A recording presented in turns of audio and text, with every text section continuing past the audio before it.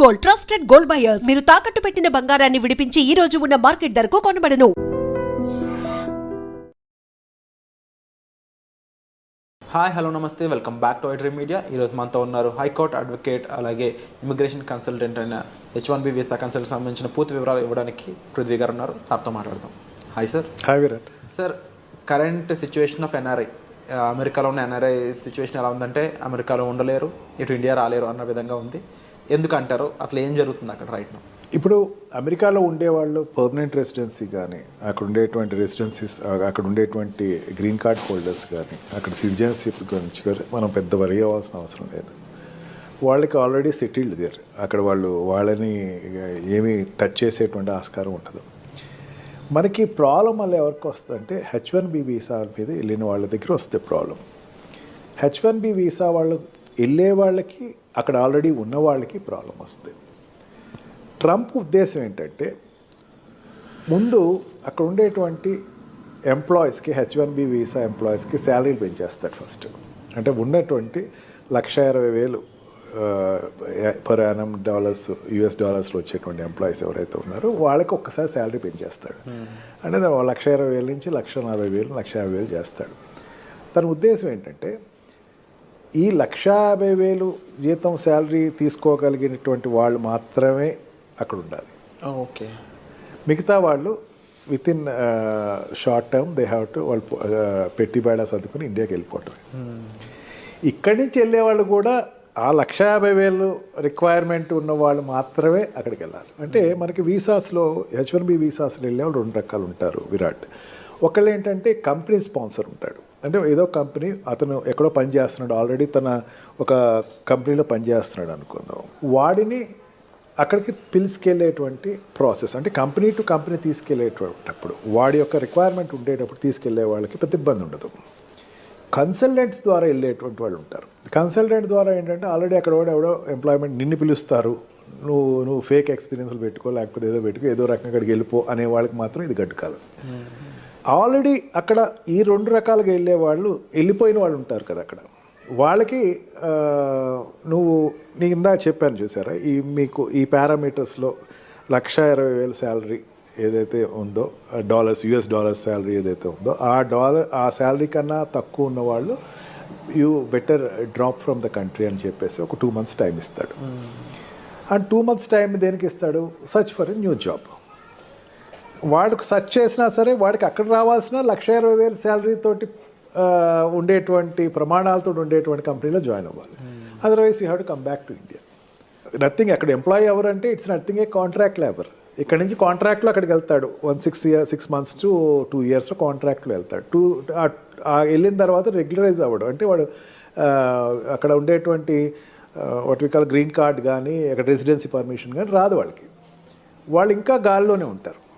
అసలు residency permission రావాల్సిన వాళ్ళు ఇంకా 60 లక్షల మంది ఉన్నారట అక్కడ. ఇంకా 60 లక్షల మంది ఉన్నారు. ఓకే. వీళ్ళందరికీ ఎప్పుడు రాను, వాళ్ళు 3 phases వైజ్గా వస్తుంది. వాళ్ళకి ఫేస్ వైజ్గా రావాల్సి ఎప్పుడు వచ్చిన వీళ్ళకి, I'm not talking about Indians, world వైజ్గా ఉండేటువంటి అక్కడ US ఉన్న వాళ్ళు 60 లక్షల మంది. వీళ్ళందరికీ రావాలి. అక్కడ ఉండే గ్రీన్ కార్డ్ రావాలి. గ్రీన్ కార్డ్ తర్వాత సిటిజన్షిప్ అప్లై చేసుకుంటారు. గ్రీన్ కార్డ్ రాకుండా ఉండి H1B వీసా మీద ఉన్నవాళ్ళు అక్కడ ఉన్నవాళ్ళు, వాళ్ళలో చాలామంది లెస్ దాన్ $1,60,000 మాత్రమే ఉన్నవాళ్ళు ఉన్నారు. $1,60,000 పైన ఉండేటువంటి వాళ్ళు జనరల్గా సాఫ్ట్వేర్ కంపెనీలో ఉండేవాళ్ళు. మనకి ఏంటంటే సాఫ్ట్వేర్ కంపెనీ ఒకటే అనుకుంటే కనపడతాయి, ఇంకా చాలా సెక్టర్స్ ఉంటాయి. ఆ సెక్టర్స్లో ఉండేవి అక్కడ ఆల్రెడీ USలో లాంచ్ అయిన వాళ్ళు ఉన్నారు. వాళ్ళందరూ కూడా $1,60,000 పైన శాలరీ ఉన్న వాళ్ళు మాత్రమే ఇక్కడ ఉంటారు. వాళ్ళకి $1,40,000 చేసేస్తాడు, గ్రాండ్గా చేస్తాడు. ఫస్ట్ $1,40,000 చేసి ఈ $1,40,000కి వాడికి ఇన్పుట్ ఉన్న వాళ్ళు మాత్రమే తీసుకోండి, ఇలాగే తీసుకోవద్దు. ఓకే. మెయిన్ కారణం ఏంటి? నా దేశీయస్తులు అక్కడ ప్లేస్ అవ్వాలి. అంటే అక్కడ జనరల్గా అక్కడికి వెళ్ళే వాళ్ళు అక్కడ ఉండే వాళ్ళతో కాంపిటేటర్స్ అవుతారు. $1,20,000 శాలరీ అండి, $1,20,000 శాలరీ కన్నా తక్కువ ఉండేవాడు అక్కడ ఆల్రెడీ దొరికేస్తున్నాడు. వాడితో వీడి కాంపిటేటర్. నిన్ను తీసుకోవాలంటే నీకు ఎక్స్ట్రా టాలెంట్ ఉండాలి. నీ పర్సనాలిటీ నువ్వు ఎంబోర్డ్ చేసుకోవాలంటే నీకు you must be an extraordinary person for US. నిన్ను తీసుకెళ్ళాలి అనుకుంటే ఆ రకంగా నువ్వు వెళ్ళిన వాళ్ళు చూడాలి అని చెప్పేసి ట్రంప్కు ఒక నిర్దిష్టమైనటువంటి ఆలోచన అయితే తీసుకొచ్చే అవకాశం ఎక్కువే కనపడుతుంది. ఈ రకంగా చూసుకుంటే వెళ్ళే వాళ్ళకి ఆల్రెడీ ఎగ్జిస్టింగ్ ఉన్న వాళ్ళకి కూడా కొంచెం ఇబ్బందులు అయితే ఖచ్చితంగా ఉంటుంది. బట్ ఒకటి నా స్ట్రాంగ్ ఫీలింగ్ ఏంటంటే మన ప్రైమ్ మినిస్టర్ తోటి ఆయన మంచి రిలేషన్షిప్ ఉంది. Of course. అని చైనాకున్న వ్యతిరేకత ఇక్కడ టార్గెట్ అంతా కూడా చైనా వాళ్ళ మీద ఎక్కువ టార్గెట్ ఉంది, కానీ ఇండియన్స్ మీద అంత ఎక్కువ టార్గెట్ అతనికి లేదు. ఓకే. ఖచ్చితంగా లీజర్ పీరియడ్స్ ఏదైనా ఉండే పెంచవచ్చు. అండ్ ఈ what we call for example ఇప్పుడు ఎకానమికల్గా చూసుకుందాం. ఎకానమికల్గా చూసుకుంటే అక్కడ ఇంపోర్ట్స్ ఏదైతే ఉన్నాయో చైనా నుంచి వచ్చేటువంటి ఇంపోర్ట్స్ని 60% ట్యాక్స్ పెంచే అవకాశం ఉందన్నాడు. అంటే చైనా నుంచి ఇంపోర్ట్ అయ్యేటువంటి వస్తువులన్నిటినీ కూడా ట్యాక్స్ పెంచే అవకాశం ఉంది. ఇప్పుడు అమెరికాలో ఎక్కువ చైనా గూడ్స్ దొరుకుతాయి మనకి. ఆ గూడ్స్ అన్నిటినీ 60% ట్యాక్స్ పెంచేస్తున్నాడు. ఎందుకంటే డిస్కరేజ్ చేయటం కోసం అని చెప్పేసి తనకి మెయిన్ ఉద్దేశం అది. ఈ రకంగా ప్రతి సెక్టర్స్లోనూ అతనికి ఈ చైనాని ఎంత డిస్కరేజ్ చేయాలి అని ఉంది. He got good friendship with Indian prime minister. Indian తోటి మంచి రిలేషన్స్ అయితే ఉన్నాయి. మెయిన్ ఏంటంటే చాలామంది అనుకుంటూ ఏంటంటే ఇండియాకి చాలామంది H1B వీసాలో ఇండియాకి వచ్చేస్తారు, లేకపోతే ఇండియా వాళ్ళు చాలా ఎఫెక్ట్ అవుతారు. కానీ మరి నాకు స్ట్రాంగ్ నమ్మకం ఏంటంటే ఇండియాతోటి రిలేషన్స్ ఎస్టాబ్లిష్ అయితేనే తనకి చైనాతోటి పోటీ పడవచ్చు. అంటే ఈ సౌత్ ఏషియన్ ఏరియాలో చైనాతోటి పోటీ పడే పెద్ద కంట్రీ ఇండియాయే కనపడుతుంది. ఇది ఇప్పుడు కాదు, ఫస్ట్ టర్మ్లో కూడా అదే అతను ఎక్స్పోజ్ అయ్యాడు.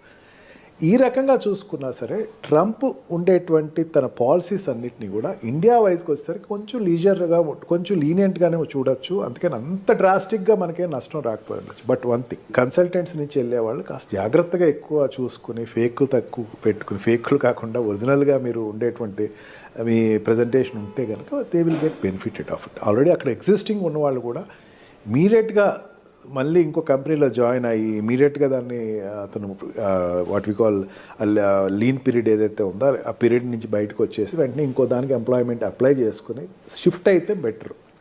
అదర్వైజ్ ఒక రోజు ఏదో ఒక రోజు ఒక పరిస్థితి వస్తుంది, where you have to come out of the country. But one thing, consultants నుంచి వెళ్ళే వాళ్ళు కాస్త జాగ్రత్తగా ఎక్కువ చూసుకుని ఫేక్లు తక్కువ పెట్టుకుని, ఫేక్లు కాకుండా ఒరిజినల్గా మీరు ఉండేటువంటి మీ ప్రజెంటేషన్ ఉంటే కనుక they will get benefited of it. Already అక్కడ ఎగ్జిస్టింగ్ ఉన్నవాళ్ళు కూడా ఇమీడియట్గా మళ్ళీ ఇంకో కంపెనీలో జాయిన్ అయ్యి ఇమీడియట్గా దాన్ని అతను what we call lean period ఏదైతే ఉందో ఆ పీరియడ్ నుంచి బయటకు వచ్చేసి వెంటనే ఇంకో దానికి ఎంప్లాయ్మెంట్ అప్లై చేసుకుని షిఫ్ట్ అయితే బెటర్.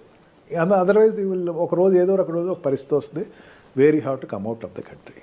సార్ తప్పకుండా ఈ పరిస్థితులు అనేవి ఏ విధంగా వెళ్ళబోతున్నాయని చూడాలి. దీనికి సంబంధించి మీకు ఎటువంటి హెల్ప్ కావాలన్నా సరే డిస్ప్లే అవుతున్న నెంబర్స్ కాల్ చేసి సార్ని మీరు కన్సల్ట్ చేయొచ్చు. Thank you so much.